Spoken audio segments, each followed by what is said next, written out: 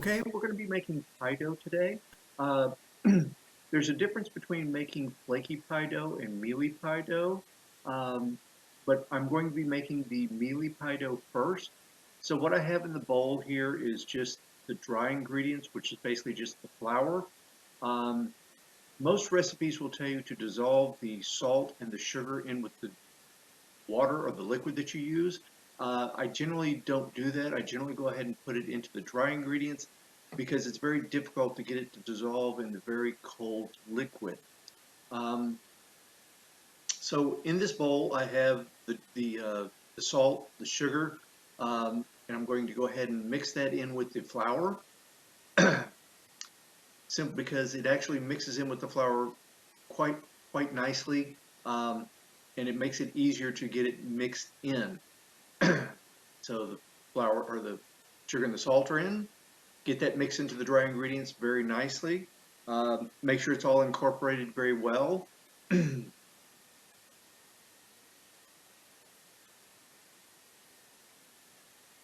now I'm going to go ahead and add the shortening to this. Now, since this is mealy pie dough, the quantity of shortening is much less than it is actually in the flaky pie dough. And you want to break this up until it's very small. Be very careful as to how far you break up the shortening into the dry ingredients when you're making a mealy pie dough. Mealy pie dough, most recipes will say cut it into the dry ingredients until it resembles dry cornmeal. Um, there's a little bit of a it's difficult to get it to that point without going too far. If you mix your dough until it reaches the point to where it looks like a paste, that's when it causes you problems. So you need to leave the shortening still in chunks, but you want to break them down pretty much so to where they're very, very small. As I'm breaking it up, I'm mixing it into the flour, making sure, and I'm kind of double checking to make sure that the pieces of the shortening are broken up fairly well. Like I said, I don't want to mix this too far before I add the water because it's very important to get water into your pie dough to have some gluten formation form, um, because you need that to actually get the dough to actually stretch out. Now the shortening I have got pretty well mixed in um, to the dry ingredients, so I'm going to go ahead and start adding in the liquid. The liquid that I'm adding is ice cold water. Generally, I just fill up a container with ice, put some water in there, and then scale out my liquid ingredients.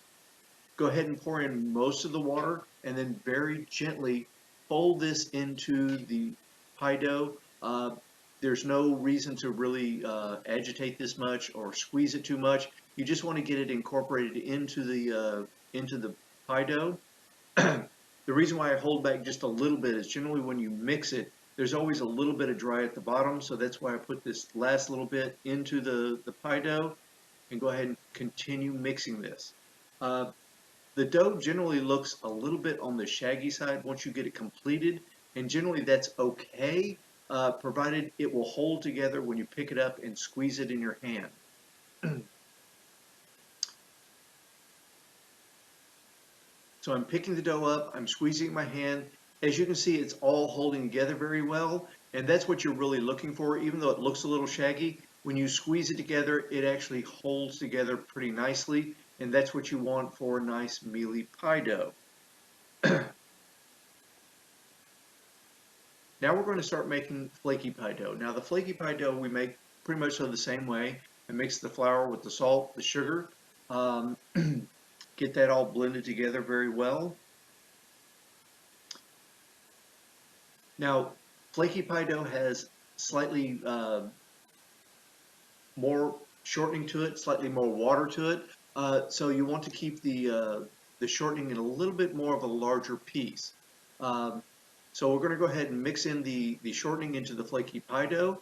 Be very careful not to break the shortening into the dry ingredients too much.